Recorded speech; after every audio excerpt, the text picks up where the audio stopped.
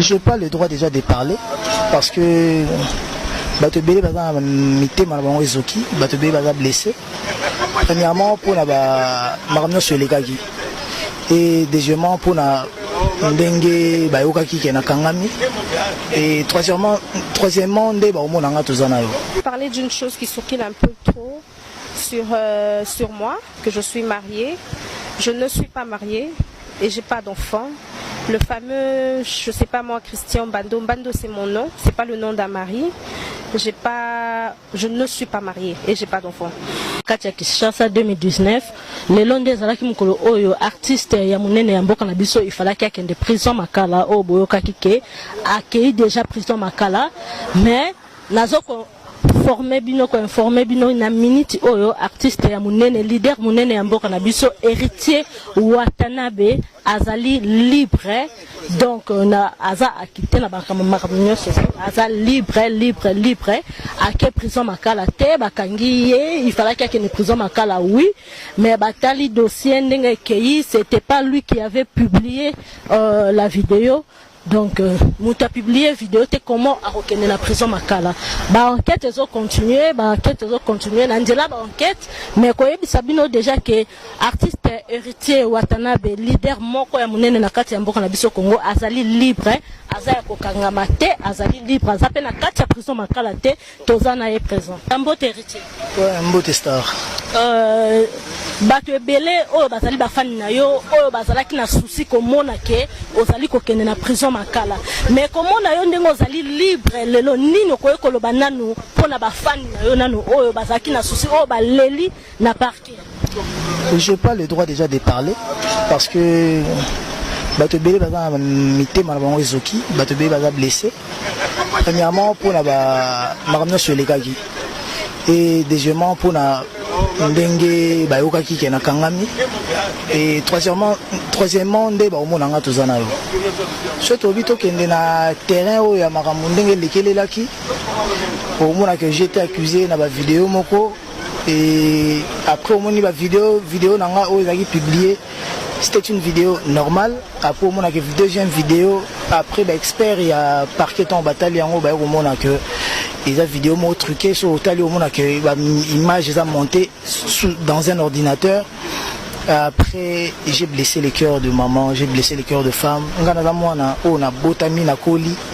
Papa t'aime beaucoup lingai. Papa t'aime ta koli singa. Maman t'aime koli singai. Et ernyo so maman le larana combo nanga. Na okaka pasi kolega makasi. Nakolo belo komoko. Nakomi pekisa ko sala mabete. Mais on est maintenant avec la fille qui obomona qui na ba vidéo Naomi Mbando donc tu reçois moi interview na ekoye ba choc nini o ya kutana ki na ngope na komona ba vidéo na o ezala ki privé komona image ne ezala ki publier en public ba mama basilika ki ba tebele basilika ki et ça là qui est moko ndenge nini tu reçois parce que ndenge na ibisa ki bino na annonce na nga ya liboso ke azali na présenté ba koti présenté que c'est la héritier, c'est l'artiste héritier, c'est sa copine Naomi Mbando, Bakoti présenté Bazali bien et bien libre. Donc on va prendre la fille.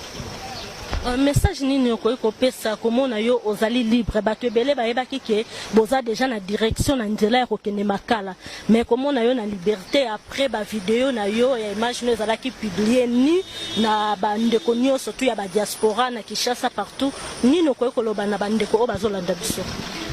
Bon déjà je suis déjà na loba bien la télé permettez-moi excusez-moi pour ça.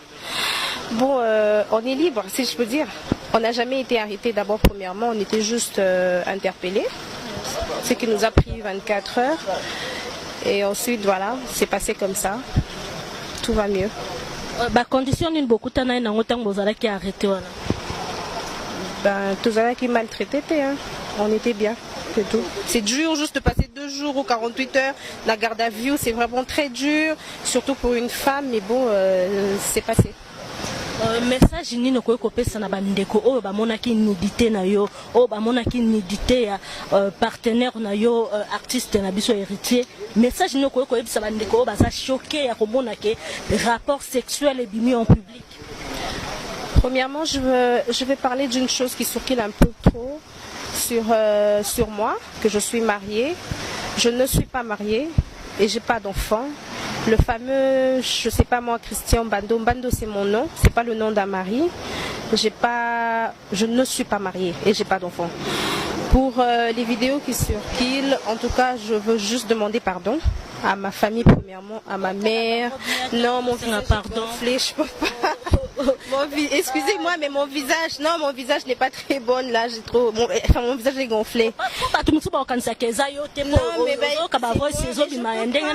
Mais je vous avais prévenu que je pouvais pas avec mon visage là. Voilà, pardon à ma famille, à ma mère, à mes frères et à tout le monde. Mais en tout cas, c'est tout ce que je peux vous dire maintenant parce que un message ni ko ça comment na yo ozali libre bato ebele ba yebaki ke boza déjà na direction na nzela ko kene makala mais comment na yo na liberté après ba vidéo na yo ya image nous ala ki publier ni na ba ndeko nyo surtout ya ba diaspora na Kinshasa partout ni no ko loba na ba ndeko o bazolanda biso. Bon, déjà je suis déjà nalobara bien la télé, permettez-moi, excusez-moi pour ça. Bon, on est libre, si je peux dire. On n'a jamais été arrêté. D'abord, premièrement, on était juste interpellés, ce qui nous a pris 24 heures. Et ensuite, voilà, c'est passé comme ça. Tout va mieux. Condition d'une beaucoup de temps qui arrêté. Ben, tous qui maltraités, hein. On était bien. C'est tout. C'est dur juste de passer 2 jours ou 48 heures. La garde à vue, c'est vraiment très dur, surtout pour une femme. Mais bon, c'est passé.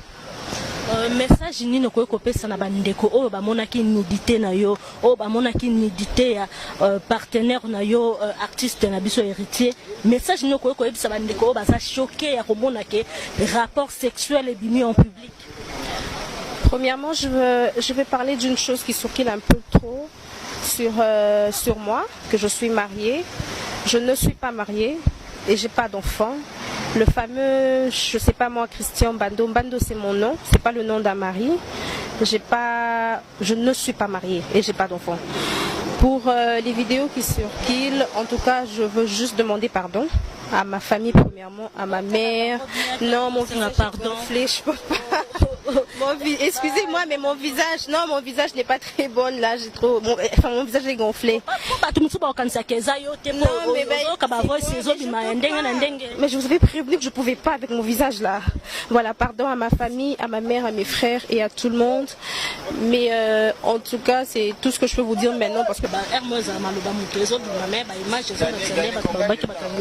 oui, pardon à toute ma famille, pardon à ma maman, à mes frères et à mes soeurs et à tout le monde que j'ai blessé.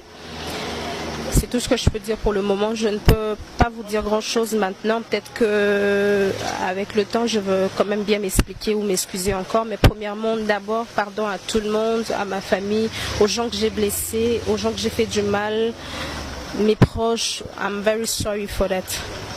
Bon, question na biso muso ezali po batu mingi bazalaki ko s'attendre que yo au porter héritier plainte mais ba moni que yo au porter héritier plainte té o nga na moni que vous êtes amoureuse bolingani donc yo posa d'accord na héritier donc bato bazo kanisa ba ndeko zelo porter héritier plainte par rapport à ba image ndeka publié qui okolo ba. Je préfère ne pas parler maintenant. C'est mieux, merci. Merci beaucoup. C'était bien Naomi Mbando. Boyoki bien denga lobi ke Monsieur Mbando lobi bien que Monsieur Christian Mbando azali mobali na été c'est son oncle.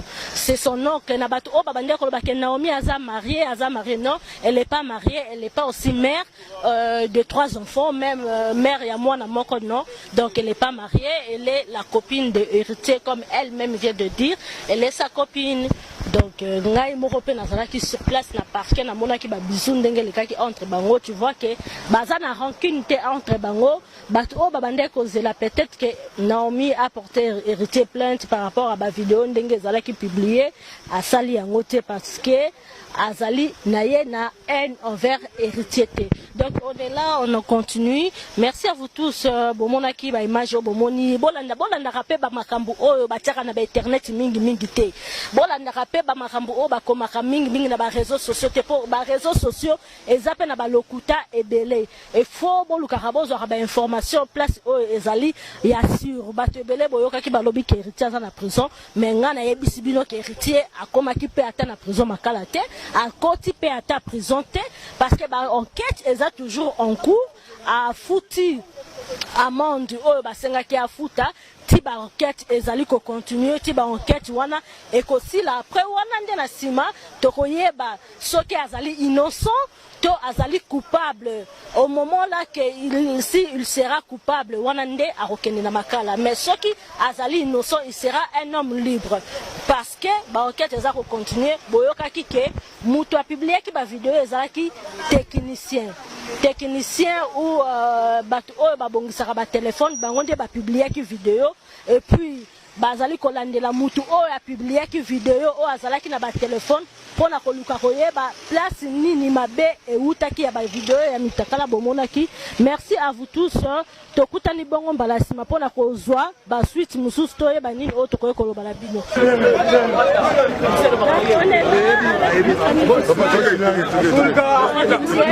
Merci fidèles téléspectateurs Balandi Handika TV. Merci na ligara bino nde mingi po bozara vraiment branché la chaîne oyo. Donc ndenge bomoni bozo mona bino moko ndenge tozo bima na kati ya salle donc héritier a fouti amende oyo batiela ki donc batiela ki amende ya 10 millions de francs CFA oyo ya mboka na biso de francs congolais.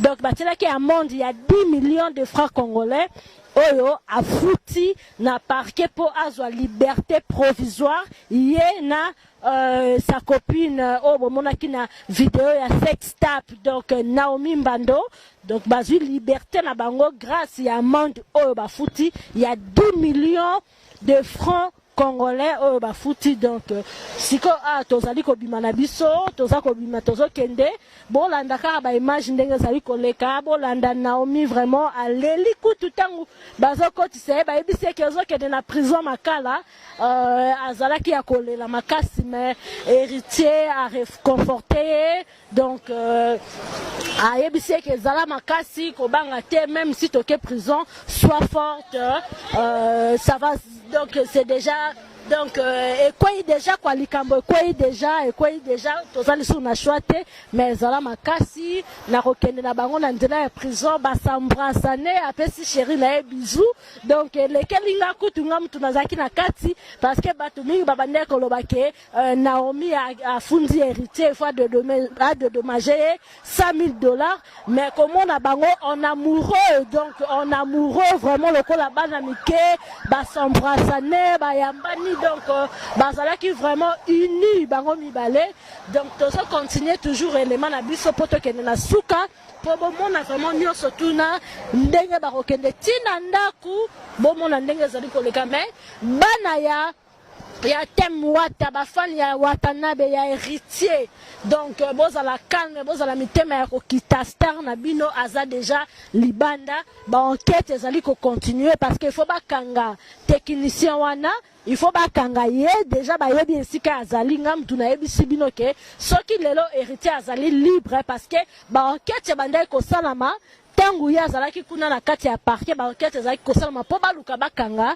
technicien oyo azwaki ba image wana ya publiaki yango donc yango bomoni ke lelo héritier notre artiste héritier Watanabe aza libéré po ba moni ke yete mutu a publiaki yango pe batie déjà maboko déjà pembe komi déjà kotia maboko et pas ya technicien pour te aya ko répondre na ba accusation to na makambo oyo bafundaki ke héritier nde mutu a publiaki vidéo wana mais bon la mitema ya kokita il est libre votre artiste héritier Watanabe libre donc libre tant nazolo ba libre na sa copine Naomi Mbando bazali libre bazali Libanda, c'était pas facile, mais avocat la kisi ba preuve avocat la kisi que c'était pas leur client de a publier ki biloko wana azali libre azali banda mais ngala bino to continuer kaka po botala tina suka